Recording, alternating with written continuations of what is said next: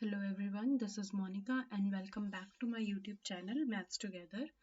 तो आज हम लोग क्लास 11th के चैप्टर 2 को स्टार्ट करने वाले हैं जिसका नाम है रिलेशंस एंड फंक्शंस। ठीक है जी। तो रिलेशन एंड फंक्शंस को समझने के लिए हम सबसे पहले रिलेशंस की बात करेंगे, फिर फंक्शंस की बात करेंगे। लेकिन रिलेशन को भी समझने से पहले हमें एक टर्म डिस्कस करनी है, that is Cartesian products of sets. ठीक है जी। तो हम दो सेट्स का कार्टेशियन प्रोडक्ट कैसे करते हैं उसके बारे में हम इस वाले वीडियो में डिस्कस करने वाले हैं। ठीक है जी। तो आई होप आपको ये वीडियो समझ आएगी और आप मेरे जो चैनल को सब्सक्राइब भी करेंगे, अपने फ्रेंड्स के साथ शेयर भी करेंगे और मेरे वीडियोस को लाइक भी करेंगे। ठीक है जी। तो अब हम स्टार्ट करते हैं कार्टेशियन प्रोडक्ट ऑफ सेट्स। तो इसके अंदर क्या होगा, आपके पास कोई भी दो नॉन एम्प्टी सेट्स ले लीजिए, आप P एंड Q मान लीजिए, मैंने दो नॉन एम्प्टी सेट्स ले लिए हैं। तो उनका कार्टेशियन प्रोडक्ट आप किस तरीके से डिफाइन करेंगे, P क्रॉस Q। तो उसके अंदर is the set of all ordered pairs of the elements from P and Q। तो इसके अंदर जो कार्टेशियन प्रोडक्ट होगा आपका P क्रॉस Q, उसके अंदर सारे ऑर्डर्ड पेयर्स आएंगे। कहाँ से? P एंड Q से। ठीक है जी। तो जैसे कि P क्रॉस Q कैसे लिख देंगे हम, ऑर्डर्ड पेयर्स, मतलब इस टाइप की फॉर्मेट होगी P कॉमा Q टाइप की, सच दैट कि जो आपका ये जो P है ये कहाँ से बिलोंग करेगा, कैपिटल P से, एंड जो स्मॉल q है ये आपका कैपिटल Q से बिलोंग करेगा। तो ये जो सेट होगा इसको आप बोलोगे P cross Q, that is the Cartesian product of two sets P and Q। ठीक है जी। फॉर एग्जाम्पल मैंने एक सेट ले लिया, ए कोई सेट ले लिया, उसके अंदर मान लीजिए मैंने लिख दिए मेरे दो एलिमेंट्स है, एक तो है रेड और एक है ब्लू। ठीक है जी। और एक सेट हो गया मेरा दूसरा बी। बी क्या सेट ले लिया मैंने, मान लीजिए ले लिया B comma C comma S. ठीक है जी। तो ए क्रॉस बी जो हमारा कार्टेशियन प्रोडक्ट आता है, ए क्रॉस बी, उसके अंदर कौन से एलिमेंट आते हैं, सारे जितने भी ऑर्डर्ड पेयर पॉसिबल है। ठीक है। जितने भी ऑर्डर्ड पेयर पॉसिबल है ए एंड बी के बीच में, ए से बीच के बीच में, ए और बी के बीच में जितने भी ऑर्डर्ड पेयर पॉसिबल है वो सारे के सारे इस ए क्रॉस बी के एक सेट में आ जाएगा। ठीक है। ये ए क्रॉस बी एक हमारा क्या बन जाएगा, सेट बन जाएगा, और वो जो सारे ऑर्डर्ड पेयर हैं वो इसके अंदर आ जाएंगे। ठीक है जी।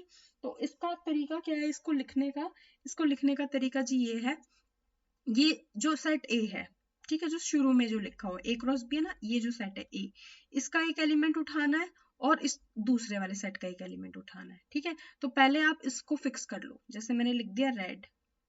ठीक है। अब बी सेट से मुझे एक एलिमेंट उठाना है, तो मान लो मैंने उठा लिया पहले बी। ठीक है। तो पेयरिंग कर दो, रेड की पहले मैंने इस बी के साथ पेयरिंग कर दी, फिर रेड की मैंने सी के साथ कर दी, फिर रेड की मैंने एस के साथ कर दी। ठीक है जी। तो यहाँ लिख दिया मैंने रेड कॉमा सी और रेड कॉमा एस। ठीक है। अब देखो रेड इन तीनों के साथ आ गया है ना। अब ब्लू ले लो, ब्लू को पहले मैं किसके साथ लिख दूंगी, बी, ब्लू की पेयरिंग कर दूंगी बी के साथ, फिर सी के साथ और फिर एस के साथ, है ना। तो ब्लू की पेयरिंग कर दी मैंने किसके साथ, बी के साथ, फिर ब्लू के साथ क्या आ गया, सी, और फिर ब्लू के साथ क्या आ गया, एस। ठीक है जी। और ये बंद हो गया। तो इस सेट को, ये सेट हमारा क्या बन जाएगा, ए क्रॉस बी। इसको हम क्या बोलते हैं, Cartesian product of A and B. ठीक है जी। इसके अंदर सारे एलिमेंट्स आ जाएंगे, जो जो ऑर्डर्ड पेयर पॉसिबल है वो सारे के सारे इसमें आ जाएंगे। एक और एग्जांपल देखते हैं। मान लो मेरा पी सेट है, उसके अंदर एलिमेंट है 1, 2, और क्यू मेरा सेट है, उसके अंदर मान लो मेरे एलिमेंट है 1, 5, 3।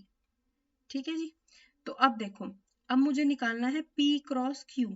तो क्या आएगा, ये जो 1 है पहले इसका इस 1 के साथ पेयर कर दो, फिर इस 1 का इस 5 के साथ पेयर कर दो, फिर 1 का इस 3 के साथ पेयर कर दो। तो क्या आ जाएगा 1, 1, 1, 5 और 1, 3। ये तीन वैल्यूज हो गई। ठीक है जी। अब 2 का कर दो, 2 का 1 के साथ, 2 का 5 के साथ और 2 का 3 के साथ। तो 2 का 1 के साथ, 2 का 5 के साथ और 2 का 3 के साथ। ठीक है जी। तो ये सारे क्या बन जाएंगे, P क्रॉस Q, है ना। ये सारे क्या है, ऑल ऑर्डर्ड पेयर्स हो गए। ठीक है। ये इतने ही ऑर्डर्ड पेयर पॉसिबल है और ये सारे के सारे ऑर्डर्ड पेयर इस सेट के अंदर आ गए, किसके अंदर, P क्रॉस Q के अंदर। तो इस तरीके से आप लिखेंगे जी कार्टेशियन प्रोडक्ट ऑफ सेट्स का। ठीक है जी। उसके बाद हम कुछ इंपॉर्टेंट पॉइंट्स को डिस्कस कर लेते हैं। इसमें बोला है two ordered pairs are equal if and only if the corresponding first element are equal and the second elements are also equal. ठीक है जी। तो दो ऑर्डर्ड पेयर को आप इक्वल तभी बोलोगे जब फर्स्ट एलिमेंट फर्स्ट उस एक ऑर्डर्ड पेयर का फर्स्ट एलिमेंट दूसरे ऑर्डर्ड पेयर के फर्स्ट एलिमेंट के इक्वल हो और सेकंड एलिमेंट के इक्वल हो। फॉर एग्जाम्पल ऐसा बोला गया है कि x+1 comma y-2 is equals to है हमारा 3,1 के इक्वल है। ठीक है जी। तो ये दोनों ऑर्डर्ड पेयर इक्वल है, इसका मतलब क्या है, इसका जो फर्स्ट एलिमेंट है इसके फर्स्ट एलिमेंट के इक्वल है, that means x+1 is equals to 3। ठीक है जी। और सेकेंड एलिमेंट इसके इक्वल है, तो y-2 इज इक्वल्स टू 1। तो यहाँ से हम x और y की वैल्यू निकाल सकते हैं। x की वैल्यू कितनी आ जाएगी 3 - 1, दैट इज x की वैल्यू आ गई आपकी 2। अब y की वैल्यू कितनी आ जाएगी 1 + 2, दैट इज y की वैल्यू आ गई 3। तो यहाँ से ये दोनों ऑर्डर पेयर इक्वल है, मतलब फर्स्ट एलिमेंट फर्स्ट के इक्वल होगा और सेकंड एलिमेंट सेकंड के इक्वल होगा। ठीक है जी। तो ये हो गया हमारा पहला इंपॉर्टेंट पॉइंट। अब हम बात करते हैं नेक्स्ट इंपॉर्टेंट पॉइंट की। ठीक है जी। तो नेक्स्ट इंपॉर्टेंट पॉइंट क्या है हमारा, if there are p elements in set A and q elements in set B, then there will be pq elements in A cross P। ठीक है जी। मान लो कि आपके पास आपका एक सेट है, A सेट है, उसके अंदर p एलिमेंट्स है, मतलब उसकी कार्डिनलिटी, उसके अंदर कितने नंबर ऑफ एलिमेंट्स हैं p नंबर ऑफ एलिमेंट्स हैं। और जो आपका सेट B है उसकी कार्डिनलिटी कितनी दे रखी है q दे रखी है। तो आपका जो A क्रॉस B होगा उसकी कार्डिनलिटी कितनी हो जाएगी आपकी PQ हो जाएगी। ठीक है जी। तो जैसे कि एग्जांपल ले लो, A मेरा कोई सेट है A B C, ठीक है, और B मेरा सेट है मान लो 1 है। ठीक है। तो मुझे फाइंड आउट करना है A क्रॉस B। तो क्या करेंगे, A का पहले इस 1 के साथ पेयर है ना, A का 1 के साथ पेयर, फिर B का 1 के साथ पेयर, फिर C का 1 के साथ पेयर। तो कितने एलिमेंट्स हो गए इसके अंदर 3 एलिमेंट्स हो गए। ठीक है जी। अब देखो कार्डिनलिटी ऑफ A कितनी है, कितने एलिमेंट्स है A के अंदर 1 2 एंड 3, तो कार्डिनलिटी ऑफ A आ गई 3। कार्डिनलिटी ऑफ B कितनी आ गई, कितने एलिमेंट है 1, तो यहाँ से आ गई 1। ठीक है जी। और n of A cross B, अब cardinality of A cross B की देख लो कितनी है 1 2 3, 3 ऑर्डर्ड पेयर है ना, क्योंकि इसके जो एलिमेंट्स हैं कार्टेशियन प्रोडक्ट के जो एलिमेंट्स हैं वो क्या रहेंगे ऑर्डर्ड पेयर रहेंगे। ठीक है जी। तो इसके कितनी कार्डिनलिटी हो गई 3 हो गई। तो n of A cross B is equals to cardinality of n into cardinality of B, cardinality of A into cardinality of B, 3 into 1 3 के इक्वल है ना। यही वाली बात हो गई ना कि अगर A के पास P एलिमेंट्स है और B के पास Q एलिमेंट्स है, तो A क्रॉस B के पास कितने एलिमेंट्स होंगे PQ एलिमेंट्स होंगे। ठीक है जी। आई होप आपको ये समझ आई होगी सेकेंड पॉइंट। अब हम बात करते हैं थर्ड पॉइंट की। थर्ड में क्या कहा है, if A and B are non empty sets and either A और B is an infinite set then so A cross B। ठीक है जी। तो इसका मतलब क्या है कि अगर आपके पास एक A नॉन एम्प्टी सेट है और एक B नॉन एम्प्टी सेट है, तो A क्रॉस B अगर इन दोनों में से एक भी सेट कैसा बन जाता है हमारा इनफाइनाइट सेट बन जाता है, तो जो कार्टेशियन प्रोडक्ट आएगा, ये जो कार्टेशियन प्रोडक्ट आएगा ये भी क्या रहेगा मेरा इनफाइनाइट रहेगा। ठीक है जी। जैसे कि अगर A मेरा कोई सेट है मान लो जिसके अंदर सिर्फ 1 एलिमेंट है और B मेरे पास सेट है जिसमें है 1 2 3 4 5 and up to so on, that means ये कैसा सेट है मेरा इनफाइनाइट सेट है। ठीक है जी। इनफाइनाइट सेट है तो A क्रॉस B क्या हो जाएगा 1 1 1 का पहले 1 के साथ पेयर, फिर 1 का 2 के साथ पेयर, फिर 1 का 3 के साथ पेयर, फिर 1 का 4 के साथ पेयर, 1 का 5 के साथ pair and up to so on, ऐसे चलता ही रहेगा है ना। तो ये A क्रॉस B भी क्या बन जाएगा मेरा इनफाइनाइट सेट बन जाएगा। आई होप ये क्लियर होगा आपको। ठीक है जी। तो नेक्स्ट पॉइंट क्या है, A cross A is equals to ABC where ABC belongs to A. Here ABC is an ordered triplet. ठीक है। ऑर्डर अभी हमने जो हमारा ऐसे एलिमेंट है A, B, तो ये होता है हमारा ऑर्डर्ड पेयर, ठीक है, क्योंकि इसमें 2 ही एलिमेंट है। और अगर ऐसा दिया हुआ है ABC, तो वो क्या हो जाता है हमारा ऑर्डर्ड ट्रिपलेट, ठीक है, क्योंकि इसके अंदर कितने एलिमेंट्स हैं, 3 एलिमेंट्स है। तो A cross A cross A, मतलब अगर हमें 3 बार क्रॉस प्रोडक्ट करना है, जैसे A क्रॉस A ऐसा निकालना है, तो पहले मैं निकाल दूंगी A क्रॉस A और फिर उसका A के साथ एक और बार क्रॉस प्रोडक्ट कर दूंगी, ठीक है जी। तो यहाँ से हमारा जो बनेगा ऑर्डर्ड पेयर नहीं आएगा, अगर 3 की कार्टेशियन प्रोडक्ट है तो ट्रिपलेट आएगा, ठीक है, ऑर्डर्ड ट्रिपलेट आएगा उस केस में हमारे पास, ठीक है जी। तो ये हो गया हमारा थर्ड पॉइंट, आई होप आपको क्लियर होगा।